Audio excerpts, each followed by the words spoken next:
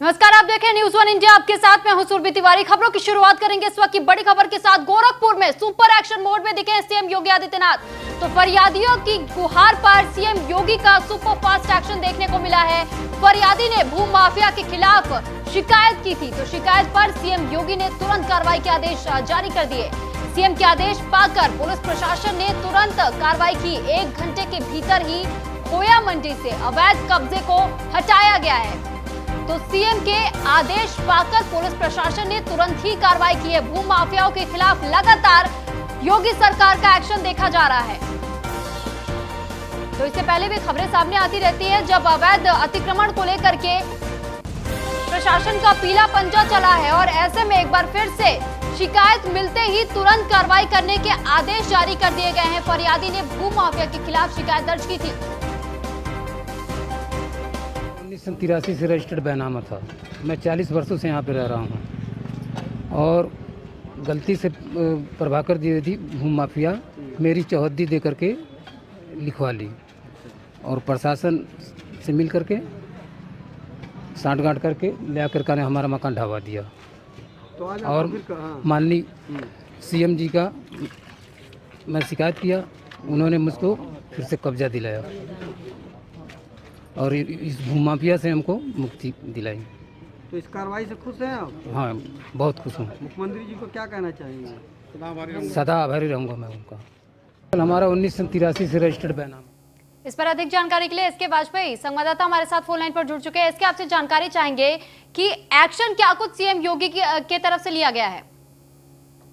ये मामला गोरखपुर का है। योगी आदित्यनाथ ने जनता दरबार लगाया था, और इस जनता दरबार में वो सुनवाई कर रहे थे। उसी दौरान एक पीड़ित आया कि मकान के सामने अवैध निर्माण दबंगों की तरफ से किया गया था। भू माफिया जैसे लोगों ने उसको लगातार परेशान कर रहे थे, और जिसको लेकर वो लगातार अधिकारियों पे चक्कर लगा रहा था। लेकिन जैसे ही मामला सीएम योगी आदित्यनाथ के संज्ञान में आया, सीएम योगी ने तत्काल पूरे मामले पर त्वरित और कठोर कार्रवाई करने के निर्देश दिए, जिसके बाद जिला प्रशासन की तरफ से 1 घंटे के अंदर, जहां पुलिस प्रशासन साथ ही साथ राजस्व विभाग की टीमों ने मौके पर पहुंचकर बुलडोजर के साथ जो भी अवैध निर्माण था उसको तत्काल ढाया गया। साथ ही उस जो पीड़ित थी उसकी जो भी समस्याएं थी, जो उसको लगातार आसपास के जो माफिया थे वो परेशान कर रहे थे, उसका निस्तारण किया गया।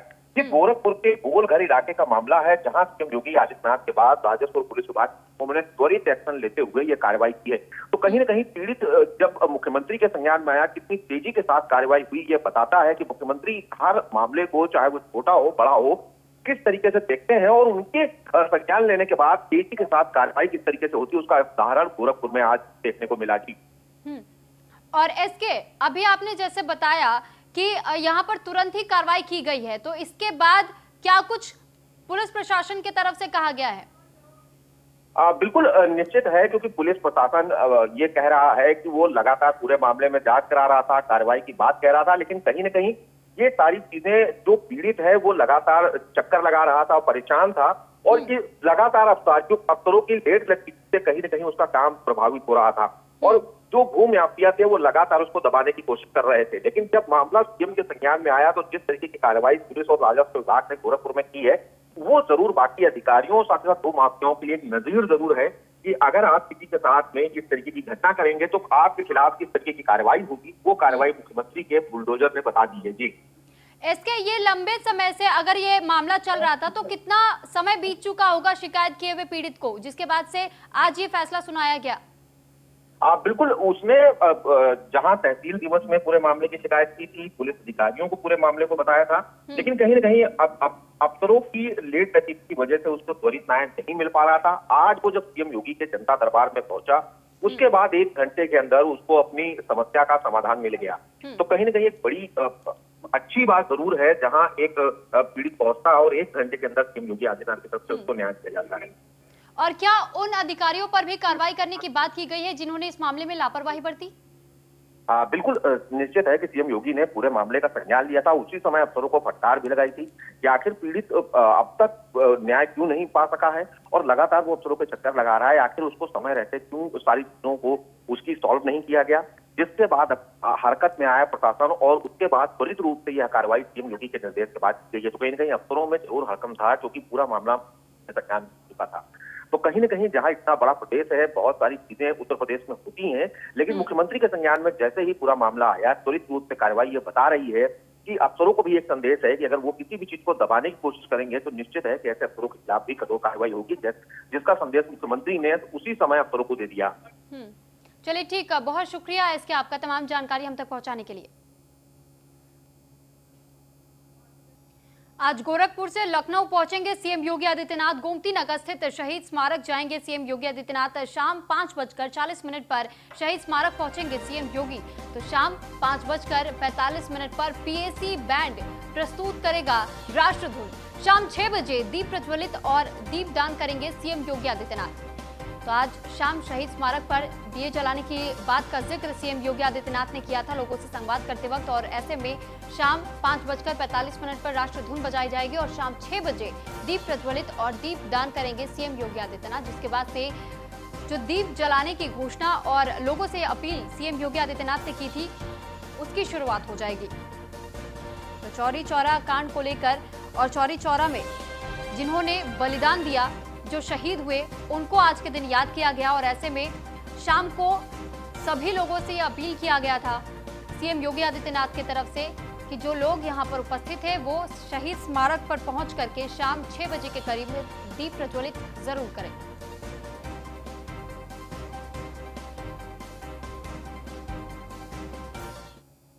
तो रामपुर में नवृत के परिजनों से मिली है प्रियंका गांधी। यूपी कांग्रेस अध्यक्ष अजय कुमार लल्लू भी मौजूद रहे और पीएल पुनिया, पूर्व सांसद राजाराम पाल, सुष्मिता देवी की भी मौजूदगी इस दौरान रही। तो दिल्ली प्रदेश कांग्रेस अध्यक्ष अनिल चौधरी समेत कई कांग्रेसी नेता इस दौरान मौजूद बताए जा रहे थे। दिल्ली में ट्रैक्टर मार्च के दौरान किसान नवरीत सिंह की मौत हुई थी और इसी के तहत आज आखिरी अरदास रखी गई थी, जिसमें कांग्रेस कि महासचिव प्रियंका गांधी और उनके साथ तमाम दिग्गज कांग्रेसी नेता इस दौरान मौजूद थे। दिल्ली में जो ट्रैक्टर मार्च 26 जनवरी को निकाली गई थी, जिस दौरान दिल्ली हिंसा हुई थी, उसी दौरान ये ट्रैक्टर उस परेड में पलटा था, जिस वजह से किसान नवरीत सिंह की मौत हुई थी।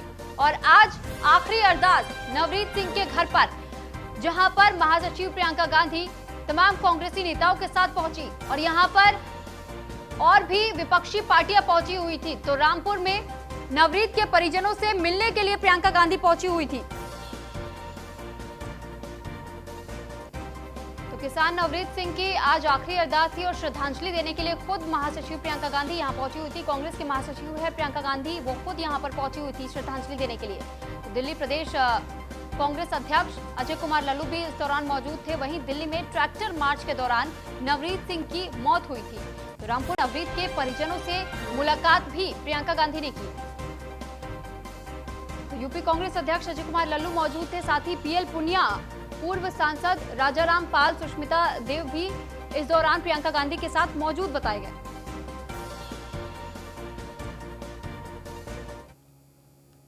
तो वहीं रामपुर में बोली है कांग्रेस महासचिव प्रियंका गांधी, नवरीत का परिवार अकेला नहीं है, पूरा देश उनके साथ है। किसानों पर कृषि कानून से बड़ा जुल्म हो रहा है। बीजेपी वाले किसानों को आतंकवादी कहते हैं। किसान आंदोलन राजनीति नहीं है, प्रियंका गांधी का ऐसा कहना। तो प्रियंका गांधी ने साफ तौर पर सरकार को घेरने का काम किया और उन्होंने साफ ये कह दिया कि किसान आंदोलन राजनीति नहीं है और ये भी कहा कि बीजेपी वाले किसानों को आतंकवादी कहते हैं। अपनी उत्साह दिखाने के लिए, किसानों के साथ खड़े होने के लिए वहां चले गए और उनके साथ एक ऐसा हादसा हुआ कि वो वापस नहीं आए। क्यों गए थे वहां? कोई राजनीतिक साजिश नहीं थी कि वो वहां गए। वो इसलिए गए क्योंकि उनके दिल में दुख था, उनके दिल में किसानों की पीड़ा थी। उनको मालूम था कि जुल्म हो रहा है और गुरु गोविंद सिंह जी ने कहा कि जुल्म करना पाप है, लेकिन जुल्म को सहना उससे भी बड़ा पाप है। और हो सकता है कि यही सोचते हुए एक नौजवान बच्चा दिल्ली से इतनी दूर से, डिबडिबा से दिल्ली पहुंचा कि हाँ वो भी शामिल होगा, वही उम्मीद रखते हुए कि उसकी सुनवाई होगी, कि सब इकट्ठा होंगे तो सरकार सुनेगी और जो दिल की बात है किसान की, उसके लिए सरकार भी दरवाजे खोलेगी और उसकी सुनवाई करेगी। लेकिन ऐसा नहीं हुआ।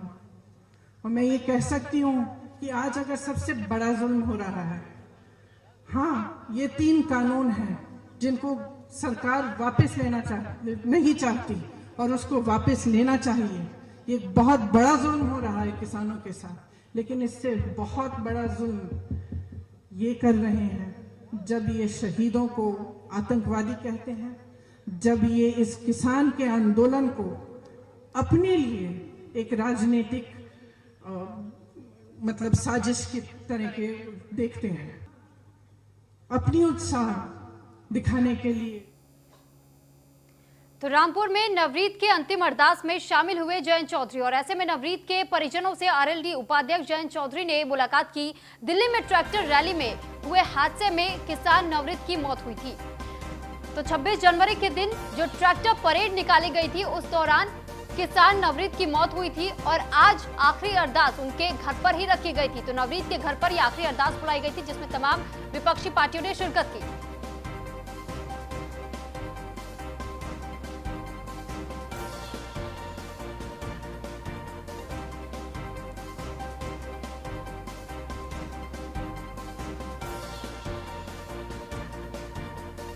तो इस पर जयंत चौधरी उपाध्यक्ष आरएलडी नेता से खास बातचीत की एसोसिएट एडिटर ब्रिजेश श्रीवास्तव ने, आपको वो भी दिखा दी। इस वक्त बात करने के हमारे साथ मौजूद है आरएलडी के अध्यक्ष जयंत चौधरी जी। जयंत जी, आज आप एक किसान ने अपनी शहादत दी, उसके आज जो है अंतिम अरदास पे आप लोग शामिल हुए, क्या लगता है ये किसान आंदोलन अपने परिणति तक पहुंचेगा? बिल्कुल पहुंचेगा। देखिए, जब आदमी चल पड़ता है वो ये नहीं सोचता कि परिणाम क्या होंगे। ये लोग अच्छे के लिए चल रहे हैं, इनके मन में विश्वास है, निश्चय के साथ ये लोग वहाँ डट के मुकाबला कर रहे हैं और इन्हीं की सरकार है। लोकतंत्र में अब लड़ाई कोई अंग्रेज़ों से या मुगलों से तो नहीं है ना। सरकार को एहसास होना चाहिए कि ये एक बहुत बड़ी पॉलिटिकल कॉन्स्टिट्यूएंसी है। ये किसान अगर फैसला लेंगे तो 2 मिनट में इनकी सत्ता चली जाएगी। तो इसलिए इनको विश्वास है कि जब हम एक होकर लड़ रहे हैं, हम कोई एक धर्म की बात नहीं, जाति की बात नहीं, किसान सब लोग हैं और हमारी मांग है कि इस कानून को हम लोग किसान नहीं मान रहा कि किसान के फायदे में है। प्रधानमंत्री कहते हैं कि एक फोन की दूरी पर हूं, आप लोग संवाद का रास्ता अपनाइए, हिंसा का नहीं। कील लगवा रही है सरकार, पक्का कर रही है उनको। आप तेजाब गिर रहे हो, आग में घी डाल रहे हो, आतंकवादी कह रहे हो, आपके लोग, आपके जो मित्र मंडली है उन्हीं में शामिल लोग आरोप लगा रहे हैं किसानों पर, और फिर कह रहे हो कि एक फ़ोन की दूरी है। फ़ोन कौन करेगा? पहल कौन करेगा? किसानों ने पहल की है ना यहाँ तक चलने की। घर छोड़कर 500-600 किलोमीटर दूर से वो आ रहे हैं, इससे ज़्यादा किसान क्या कर सकता है? वो अपनी मांग कर रहे हैं, सरकार को मालूम है उनकी भली बातें क्या मांगे हैं। प्रधानमंत्री ने तो पिछले बयान में ये कहा कि जो हमने पहले ऑफर किया वो आज भी है। किसान संगठन पहले ही उसे नकार चुके, उसकी स्वीकार्यता है नहीं। मतलब 18 आज नहीं मारूंगा, 18 महीने बाद गोली चढ़ाऊंगा तुम्हें, कौन मान लेगा उस बात? सत्ताधारी दल कहता है कि विपक्ष पूरा दरअसल हाशिए पर, उनकी सियासत हाशिए पर चली गई है, इसलिए किसानों के कंधे पर विपक्ष बंदूक रख करके चला रहा है। देखिए, कुछ भी परमानेंट नहीं है, लाइफ में भी कुछ परमानेंट नहीं होता, उतार चढ़ाव होते हैं। चुनाव में तो 5 साल का ही काम होता है, 5 साल का इनको टर्म दिया गया है। इतना अहंकार ना पालें, बहुत जल्दी जो है जनता इलाज करेगी। बाकी अगर पूरे किसान को वो विपक्ष मानते हों तो अपने आप उनकी कमजोरी झलक रही है। आज पूरा देश का किसान उनके विपक्ष में खड़ा है। इस तरह से इस ताकत को नजरअंदाज मत कीजिए। अभी एक बड़ी बात, अंतर्राष्ट्रीय स्तर पर कई जो है मशहूर जो कुछ ऐसे लोग थे जिन्होंने इस किसान आंदोलन की जो है कहीं ना कहीं समर्थन किया, उसके बाद जो है देश की मौजूद हस्तियां उसके विरोध में आ गई। उन्होंने कहा देश का आंतरिक मसला है, आपकी उसमें अपनी क्या राय है? देखिए, कितना बड़ा दुर्भाग्य है, मुकाबला चीन से करना था, चीन का नाम प्रधानमंत्री ले नहीं रहे और विदेश मंत्रालय से विधिवत बयान आ रहा है जो चंद नागरिकों के दिए गए वक्तव्य पर कटाक्ष करता है। सरकार क्या कि एक नागरिक पे कटाक्ष कर सकती है? लेकिन क्या आप इसे जायज मानते? सरकार का विषय भी आप इसे जायज मानते कि अंतर्राष्ट्रीय स्तर पर लोग अगर भारत की जो है, ये उनका हक है, कोई भी कमेंट कर सकता है।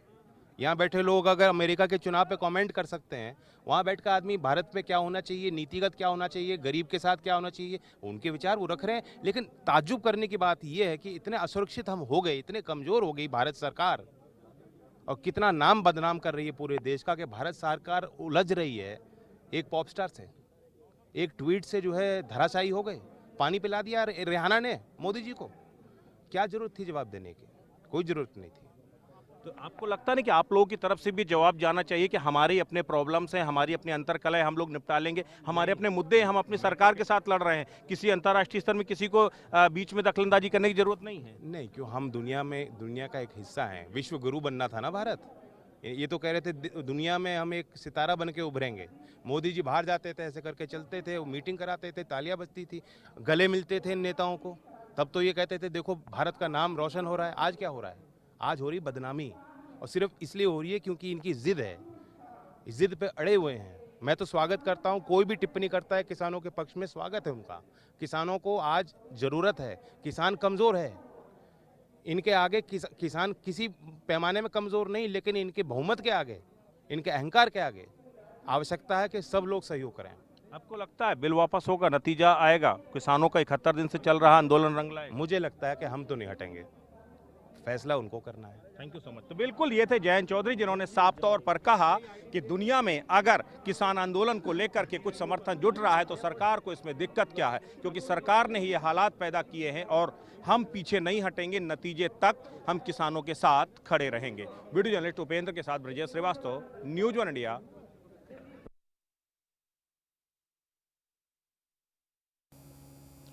तो वहीं चौरी चौरा शहीदों की धरती मधुबन में सर्व सम्मान के साथ शहीदों को पुष्पांजलि और पुलिस द्वारा सलामी दी गई। मंच के माध्यम से पुलवामा हमले की झांकी भी प्रस्तुत की गई। जिला अधिकारी सहित जिले के आला अधिकारी शामिल रहे। शहीद परिवार के लोगों को मंत्री सुरेश पासी द्वारा आभार व्यक्त किया गया।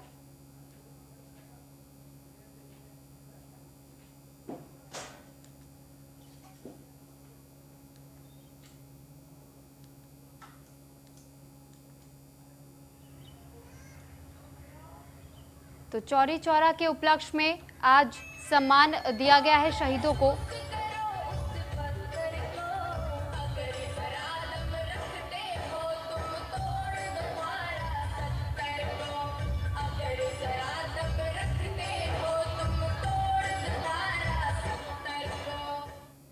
और अब हमसे खास चर्चा करने के लिए जुड़े हैं आदर्श नगर पंचायत के अध्यक्ष शंकर मदेशिया, जो कि हमारे संवाददाता प्रदीप के साथ है। तो Pradeep, over to you.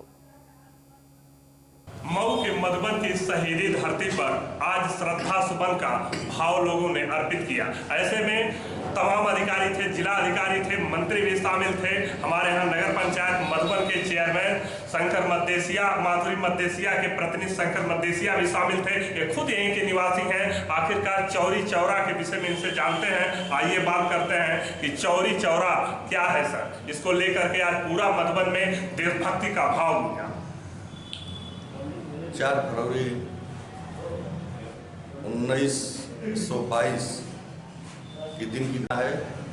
Chauri Chaura में वहाँ के उस समय ब्रिटिश हुकूमत थी और उसी के तहत वहाँ के दरोगा जो थानाध्यक्ष थे, उन्होंने वहाँ के ग्रामीणों को गोली चलवा दिया। इसमें हमारे 3 चौरी चौरा के शहीद हो गए। उसके बाद जब ग्रामीणों को पता चला तो लोग हर गांव से चले और चौरी चौरा थाने पर आक्रमण कर दिया, जिसमें वहाँ के व्यापारी बंधु जितने भी थे, उस समय मिट्टी के तेल का कारोबार करते थे, गुड़ था, चीनी था, यही कारोबार था।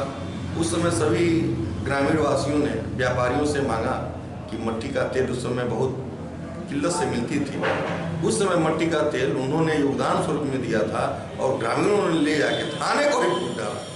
जी, आखिरकार मधुबन शहीदी धरती के बारे में बड़ा उत्साह था कि मधुबन के शहीदों को याद किया गया, कई लोगों को सम्मानित किया गया, फिर चेयर भी दी गई, यहाँ तक कि जो शहीद परिवार के लोग थे उनको भी सम्मानित किया गया। क्या कहेंगे इसमें मधुबन को लेकर?